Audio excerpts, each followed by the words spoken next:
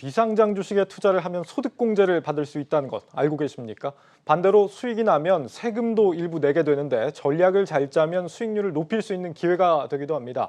세무 전문가와 함께 관련해서 이야기 들어보겠습니다. 세무법인 길의 장운길 대표 세무사 나와 계십니다.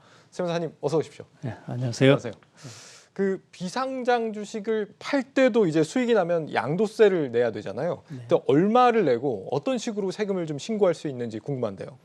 네, 일반적으로 이제 상장하지 않은 비상장 주식을 양도하는 경우에는 대주주라든가 아니면 소액주주라 하더라도 모두 다 양도소득세를 내야 됩니다. 예. 다만 비상장 주식의 소액주주가 한국 장외 주식시장인 KOTC를 통해서 매각하는 중소 중견법인의 경우에는 양도소득세를 과세하지 않습니다. 예. 이 비상장 주식을 양도하는 경우에는 이제 매매가액에서 그 주식의 취득가액을 빼고 그다음 기본공제를 한 후에 과세 표준이 산출되면은 그 보유기간이나 대주주나 이런 요건에 따라서 10%에서 30%의 세율을 적용을 하게 됩니다.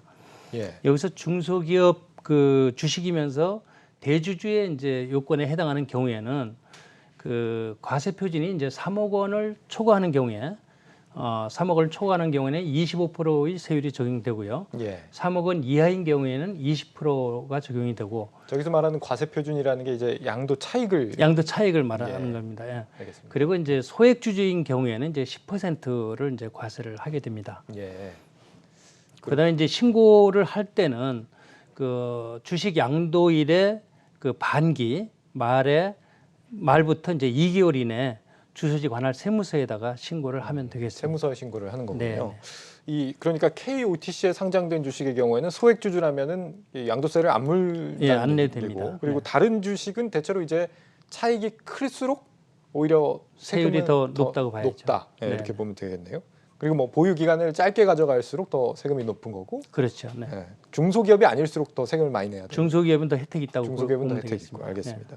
양도세를 내기는 하는데 이제 차익이 250만 원이 안 되는 경우에는 세금을 안 내도 된다. 기본 공제로 공제가 되니까 안 내도 됩니다. 그렇군요. 네네. 이 주식이라는 게 이제 1년에도 뭐 여러 번 샀다 팔았다 하기 때문에 뭐 네. 때로는 뭐 수익도 나고 때로는 손실도 나고 이러는데 그런 걸 이제 통합해서 세금을 계산을 해주기도 하나요?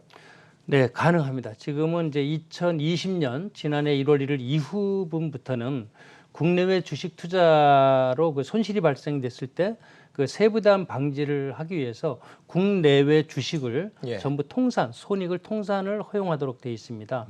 다만 상장법인 그 소액주주의 양도 차손과 국외 주식의 양도 차익은 이제 통산을 할 수가 없습니다. 그거는. 그렇군요. 예. 네.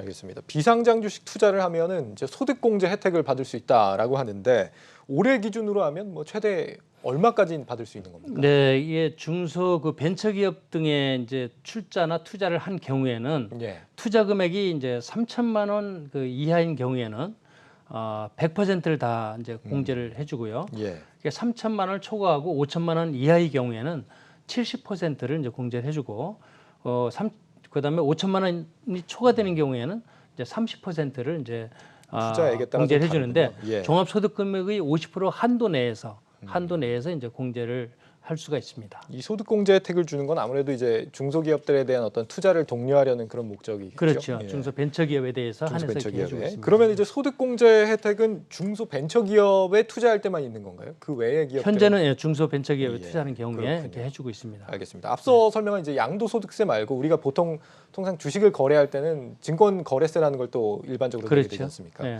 그런데 이 거래세가 거래를 할 때 이제 자동으로 떼어져 나가는 경우가 있고 그렇지 않은 경우가 있다면서요? 어떻게 다른 겁니까? 이게 상장된 법인은 자동으로 이제 증권거래세를 증권회사에서 다 징수를 하고 있는데 예. 비상장 법인의 경우에는 그 직접 그 회사에서 해야 되는데 잘 모르기 때문에 이제 누락되는 경우가 많이 있는데요. 원천 징수하지 않은 경우에 예. 그 거래가액의 10,000분의 35를 이제 원천 징수를 하게 돼 있고요. 예. 다만 이제 21년 금년 1월 1일부터 22년 12월 말 내년 말까지는 10,000분의 45를 원천 징수를 하도록 돼 있습니다. 이렇게 원천 징수한 것은 그 양도일이 속하는 그 반기일에 예. 반기일로부터 2개월 이내 이제 신고 납부를 하면 되겠습니다. 원천 징수가 안 된 경우에는 본인이 직접 이렇게 신고를 해야 된다 이런 그렇죠. 말씀이시고요. 그 외에도 혹시 이제 비상장 주식 거래를 할 때 요것만큼은 우리가 좀 주의를 할 필요가 있다 이렇게 팁을 좀 주시자면 어떤 게 네, 있습니까? 아주 중요한 팁이 한 두 가지 정도가 있다고 볼 수 있는데요. 네. 그 다수의 주식 거래를 자주 빈번하게 자주 하게 되면은 이제 그 여러 번 그 예정 신고를 하게 되는데 예. 이런 경우에는 우리 종합소득세도 마찬가지이지만 그 다음에 5월 31일까지 확정 신고를 반드시 이걸 해줘야 그 불성시 가산세나 납부 불성시 가산세를 면할 수가 있고요. 예. 두 번째는 이제 비상장 주식의 경우에 이제 특수관계자 간에 이제 주식을 많이 보유를 하게 되는데 특수관계자 간에 주식을 보유한 것이 본인과 특권자 주식을 합쳐서 전체 4%를 초과하거나 네. 시가총액으로 10억 원이 초과하는 경우에는 이거는 이제 그 상속증여세법상의 보충적 평가 방법으로 평가를 하도록 되어 있습니다. 그게 어떤 의미입니까? 그게 이제 세법에 그 공정한 가액을 평가하도록 규정이 돼 있어서 예. 그 상증세법상 보충적 평가 방법에 의한 평가 가액하고 만약에 특수관계 없는 제3자 간에 시가가 있는 경우에는 그 시가를 적용하도록 돼 있는데 이거를 무조건 액면가로 지금 거래하는 그 비상장 회사들이 너무 많아서 예. 이런 부분은 꼭 전문가하고 꼭 상의해서 그 주식 평가를 꼭 하든가 매매 사례가액을 찾아서 이렇게 거래하도록 하는 것이 아주 중요하다고 보겠습니다. 말씀하신 전문가는 세무 전문가를 세무 대리인, 세무 전문가한테 알겠습니다. 자문을 좀. 네, 여기까지 듣겠습니다. 세무법인 길의 장운길 대표 세무사와 함께했습니다. 잘 들었습니다. 네, 감사합니다.